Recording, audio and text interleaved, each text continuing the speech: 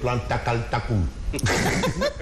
Non, vous savez, parfois le génie politique est important. Les hommes politiques ouais, le plan Takal Takoul. Des répliques pour dézinguer des slogans. Ah ben absolument, c'est important. On a eu entre-temps le Yengu Yengel. Ouais. Hein? On a eu dernièrement, c'est-à-dire celui qui nous a gratifié de beaucoup de concepts et d'envolées lyriques. On a eu le Toj Rajah. Ouais, Toj Rajah. Hein? On a eu le Folie, Sopi, ouais, on a eu le Galabi. Ouais.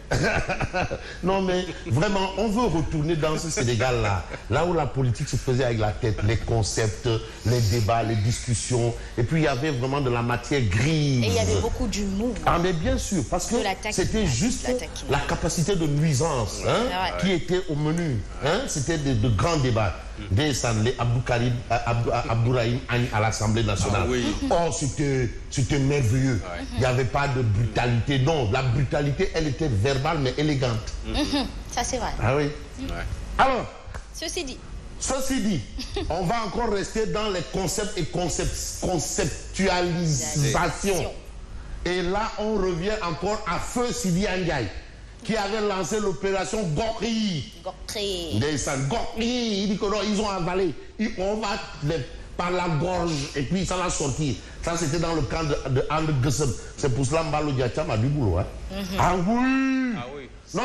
Il m'a envoyé un message hier. Non, c'était pour nous remercier également. Il est il est de fait parce que c'est le vœu de Sidi Ndiaye et le vœu d'un défunt doit s'imposer et s'exercer. Et je salue également l'élégance de Moussa Sissoko, qui a toujours été aux côtés de Sidi Ndiaye. Un très bon numéro 2. Et c'est important. Bon, Mbalo Diacham a le pied à l'étrier. Et là, maintenant, il faut du Gussem. Maintenant, on va faire du Boudi. Gussem à Boudi. Alors, aujourd'hui, Tribune considère Barça une interrogation. Anna Khalis B. Khalis Covid B. Waouh! Waouh! Woup Saché. Aujourd'hui, vous avez les présumés coupables courent toujours. Ils continuent de boire leur thé, manger leur côtelette.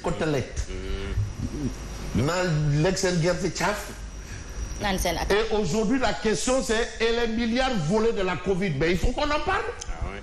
C'est bien beau, oui, X, Y, Z, ils se sont rencontrés. Mais et l'argent du contribuable? Parce qu'il y a d'abord eu l'argent du contribuable et les contributions du contribuable. Donc il y a eu 2 contributions. L'argent coulait à flot. C'était vraiment la ronde au niveau du ministère de la Santé où les gens apportaient leur contribution. Beaucoup de Khalis Boubari. Dont des médias. Non, il faut le. Non, tu sais depuis les inondations. Toujours pédagogique. Les inondations au début de Macky Sall là, qui a même Laoumba Ndiaye s'était énervé. Mais on a apporté. Et c'était Massamba Mberindao qui avait amené le Nessan Massamba Mberindao. Massamba Mbaye. DG Massamba. À l'époque, Abdoul Mbaye était Premier ministre. Ah, alors, et les milliards volés de la Covid, Anna Khalis B. Les coronadealers sont-ils en train de rembourser? On ne sait pas. On ne sait pas. Le procureur avait promis de sévir en tout cas. Il y avait eu des convocations. Ah. Mais où en sommes-nous? Parce qu'on veut bien qu'on nous fasse l'état des lieux. C'est tellement facile. Oui, le temps de la justice, il dit, dada. Non, on veut savoir parce que l'argent là, c'est beaucoup d'argent. Une partie des fonds a été mobilisée par les populations. Ouais. Mais vous vous souvenez, il y en a même qui ont amené 5 000 francs. 2 000 francs. 2 000 francs. Pour dire que vraiment, Karim Meïssa va depuis son Qatar a envoyé une délégation du Parti démocratique sénégalais. Le groupe des médias n'en parlons plus. Tout le monde. C'est une Mountakha Mbacké Bassir qui avait ouvert le bal d'ailleurs. À Khalis Boubari. Tu as donné l'expression tout à l'heure, les contributions du contribuable. Du contribuable. C'est une Mountakha Mbacké Bassir qui avait ouvert le bal. Anna Khalis B. C'est ça l'interrogation. On va un peu poser les vrais problèmes là. Parce que vraiment, être là, oui, non, c'est ça. Alors, Mamadou Bod, coordonnateur du F24. Aujourd'hui, le F24 est sur ses grands chevaux. F24 dialogue avec le peuple et avertit sur un coup d'État. Ah, coup d'État, diable. Entre guillemets. Entre guillemets, machallah. Ah non, donne-nous-le. C'est-à-dire, il faut être réactive. Oui. Il faut l'approprier au féminin. Oui. Alors, avertir sur un coup d'État. Entre guillemets. Attention. Parce que c'est quand même des mots qui sont très chargés. Ça veut dire qu'il faut entendre coup d'État autrement. Autrement, voilà. Parce que aussi, c'est Mamadou Mbodj qui parle. Et on va parler un peu de ce que évoque le F24, parce que vous aurez ici le dialogue avec le peuple. Vous aurez aussi un Bougane Gueye Dany en direction dans le sud du pays. Yeah. Bignona, Oussouye, partout, Ziguinchor. Il va faire un tour dans la zone de Fansou Boudia, le marabout de Rahman. Alors, une grande mobilisation prévue le 14 juillet. On se souvient, le 14 juillet, c'est la date de la Révolution française. Alors, Tabaski 2023, on en parle, c'est le moment. Il y a des sommités au plan de l'art vestimentaire qui ont des commandes, mais vraiment à couper le souffle. Mais Tabaski, c'est focus mouton, hein? Ndiogu Cissé, Dakar, Demdik, Demoul, Dikoul, et aussi de Djiboka. Voilà. Ça, c'est Elan Ndiogu Cissé de Tibin qui nous rappelle, parce qu'il y avait beaucoup d'envolées. L'excellente plume. Maman Grand Hassan. Encore vers une célébration dans la désunion. Donc, Aïdel Kébit, ce sera encore du Aïdel Tanosoboulener. 28-29. Voilà, encore vers une célébration dans la désunion. Mais on va peut-être évoquer un point qui va intéresser Simon, Yacine, Asma, Mambaye, surtout Naïb.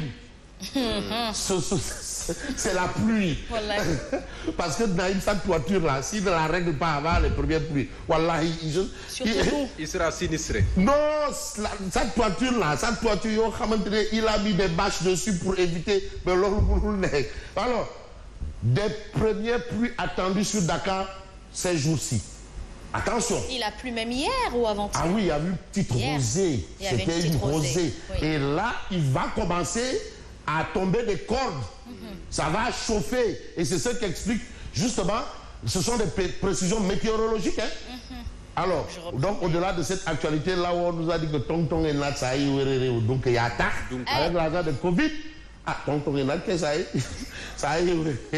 donc il y a attaque. Tonton et Nat, ça y est, donc il y a attaque. Alors, vous avez une interrogation de tribune, mais pourquoi le message est inaudible par rapport à la communication du gouvernement? Mais pourquoi le message est inaudible? Eux-mêmes, ils doivent s'asseoir et comprendre, mais pourquoi le message est inaudible? Il ne passe pas. Pourquoi le message ne passe pas? Pour reprendre un peu une expression consacrée, pourquoi le gouvernement semble prêcher dans le désert? En tout cas. Jean-Baptiste l'a fait. That's the question. Jean le Baptiste. C'est-à-dire, il parlait, les gens le prenaient pour un fou. Donc alors que ce qu'il disait là, ça venait. Mais il faut peut-être en venir à une autre actualité. Et pour parler de Vox Populi, F24 a lancé son dialogue du peuple. Mais vous avez cette situation des droits de l'homme. Aujourd'hui, le Haut Commissariat des droits humains des Nations Unies félicite le Sénégal. Pour sa place de leader. Après cette critique de la semaine dernière, le ministère des Affaires étrangères et des Sénégalais de l'extérieur parle de reconnaissance encore renouvelée par le Haut Commissaire des Nations Unies du rôle et de la place de leader du Sénégal en matière de droits de l'homme. C'était hier. Attention. Après, c'est sur une durée. Mais finalement, avant hier, il y avait des levées de boucliers sur cette question. Ces pays à côté, droit de l'homme à côté. Attention, parce que aussi parfois, la situation évoquée sur les plateaux de télé et les radios là, et c'est parce qu'on considère du côté de ceux qui ont voix au chapitre. Et à ce chapitre, je salue le docteur Diop, le grand série ou bien le Diarab de Mao, docteur Diop. Voilà. Alors, après ces critiques, donc ça c'est une actualité. Cette actualité, on peut la lire dans l'As quotidien. Alors aujourd'hui, l'As quotidien affiche une Maître Aïssata Tall Sall aux anges, respect des droits humains. Le Haut Commissaire des Nations Unies aux droits de l'homme encense le Sénégal. Donc ceux qui disent que Sénégal, droits de l'homme, Amolfi, au regard justement du haut commissaire des droits humains.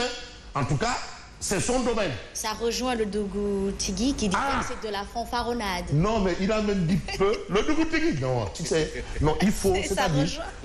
c'est-à-dire, kham de faire bar. Et en plus, quand tu as une culture, parce que le français, il faut avoir non seulement une capacité de langue, il faut aussi avoir une culture générale.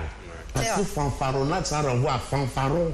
Fanfaron. Et qui est fanfaron? Les gosses, allez-y rapidement dans Google pour savoir. Parce que l'histoire quand même de la culture française consacre quand même une bonne partie à des gens comme Molière, à des gens comme... il y en a plein. Il y a aussi fanfaron, il y a aussi perlimpinpin.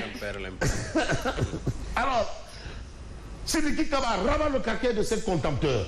Ah non, tu sais quand même, quand tu parles de droit de l'homme, cet homme-là, on ne va pas quand même... Non, je dis... Non, c'est Sidiki... Non, il s'agit de Sidiki Kaba. Quand même. Non, il s'agit de maître Sidiki Kaba. Vraiment. Non, il ne s'agit pas de Ngor Ngalagé ou de Pathé Diop. Qui a siégé à la Fédération internationale des droits de l'homme. Mais les droits humains. À une certaine mais attention, mes droits de l'homme. Mais chevronnés. Mais non, demandez, il est question de Sidiki Kaba. Il n'est pas question de Ngor Ngalagé ou de Pathé Diop. C'est Sidiki Kaba. Donc, droits humains et autres, quand tu lui dis cour pénale ou bien, là, il dit non, mais attends, non, il faut arrêter vos simagrées là, les simagrées. Hein? Arrêtez-moi vos simagrées là et autres, je ne sais pas moi, simagrées là. Hein? Bref. Donc, ah oui, mais attends. Et aujourd'hui, Sidiki Kaba, il a pondu un papier pour dire à ces gens, bah, écoutez, Mandouma c'est morom. Alors, vous avez... Ah non, Sidiki Kaba. Il a là. Sidiki Kaba. Non, c'est-à-dire, quand il y a trop de golo, il pour de roue. Quand on dit qu'on va faire le même fait. Mais Sidiki Kaba. Attends, c'est pas moi, hein, Sidiki Kaba. Le Dougou Tigui. Il a. Bon. Et aujourd'hui, c'est une actualité qui intéresse Odia.